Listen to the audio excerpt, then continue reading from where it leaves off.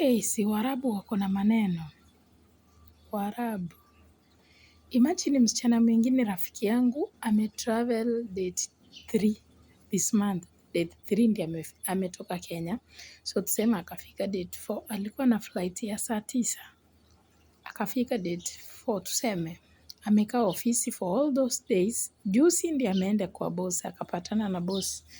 Huyo boss alikuwa na watoto like 4 na yeye na bwana 6 na driver 7 na huyu msichana wakakuwa 8. Msichana akaniambia Sheba, nimepata nyumba niko sawa.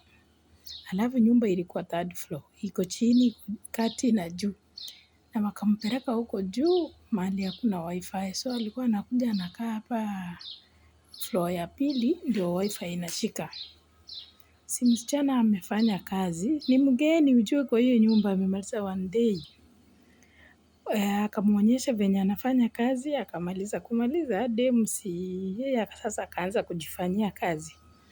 Jana Mwarabu ametoka ameenda kazi, akampea mkate asubuhi. Akamwambia tengeneze chai akunywe nayo ndio afanye kazi. Msichana si unajua Wakenya sisi venye tuko na njaa. Si unajua mkate inakuanga sijui ni vipande 12. Msichana akagonga like vipande 6 venye niliimagine. Kugonga vipande 6 akafanya kazi. Ikafika lunch time, huyo ni mtu ako na makamera kila mahali, ile makamera yenye inaongea. So msichana akafika lunch tena akaona hakuna dalili sababu ujue wale wanaendanga kazi wote anapaki kwa nyumba na watoto wanaenda shule. Ikafika lunch tena hakuwa ameambiwa kitu ya kufanya, kitu yenye anapika. Unajua kuna wasichana wengine waoga. Wakisi wengine ni waoga si kama mimi kichwa maji. Kama saa hii naenda kupika chapo. Halafu msichana tena akakula ile mkate sababu hakuona otherwise. Aliona kama hawajamwambia kitu ya kupika. Acha sasa ingie tena akunywe chai na hiyo mkate. Si mkate ikaisha. Madam wake ametoka jioni kazi. Anamuuliza msichana, mkate iko wapi? Msichana akamwambia madam, mimi asubuhi nilikunywa nayo chai na lunch nikaona sababu huku umenipanga tena nikakula, so hiyo mkate ikaisha. Huyo madam akamwambia hapana, unaweza tengeneza anything hapa kwa nyumba yenye unataka. Akaongea kama mtu mwenye ameridhika. Kumbe mwanamke alienda akabeba hasira, akasema msichana amekula mkate full peke yake. Si msichana yeye akaenda sasa wakaendelea kazi kama kawaida usiku. Msichana usiku ameosha vyombo mpaka saa 3. Akaenda akalala. Kulala na leo asubuhi ameamka 6.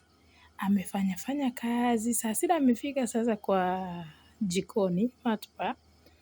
Ndio mwanaume sasa amekuja amemwambia panga vitu zako unaenda ofisi. So demu akashangaa kwani naenda ofisi kufanya nini? Demu amenicall akaniambia eti imagine wananiambia narudi ofisi. Nikamwambia kwani umefanya nini? Eti mimi sijui kitu nimefanya, labda ni mkate nilikula jana.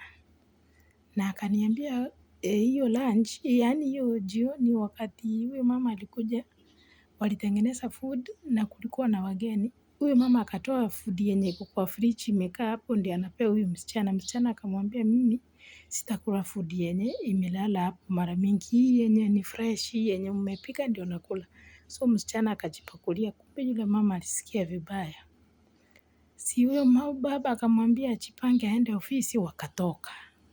Venye wametoka, msichana akaenda, akabeba vitu zake, akakuja nje. Ananiambia sasa niko hapa nje nangoja driver. Driver alichukua watoto shule.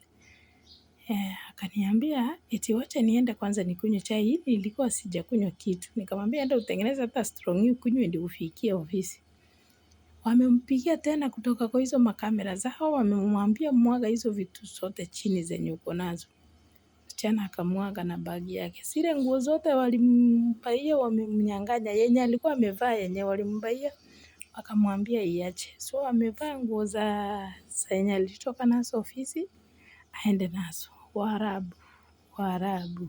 Ni kugumu ni Mungu tu. Nataka mniambie comment section, huyu msichana ako na shida gani? Ako na yani amefanya kosa gani lenye linafanya achukuliwe ofisi?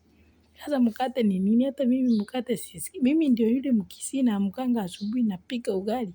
Ninakula hadi ninatoka jasho ndio naanza kazi. So ni vibaya kufanya kazi si lazima ukule. Warabu.